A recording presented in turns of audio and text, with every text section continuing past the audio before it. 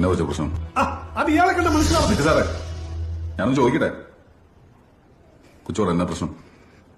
എന്നോട് ഇതിന് ഇഷ്ടമെന്ന് പറഞ്ഞു. അതാണോ പ്രശ്നം? എനിക്കിഷ്ടമല്ല, ഞാൻ പറഞ്ഞതാ. അതായിരുന്നു പ്രശ്നം. എന്നിട്ട് എന്റെ പിന്നാലെ നടക്കും, പുറകെ നടന്ന് വൃത്തിയോട് പറയും. ഞാൻ അറിയാണ്ട് എന്റെ വീഡിയോ എടുക്കാം. കുറെ ക്ഷണിച്ചതാ ഞാൻ.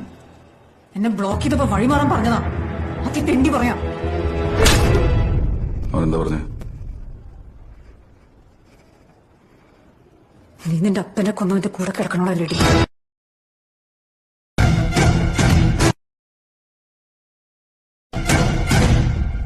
അടിക്ക്,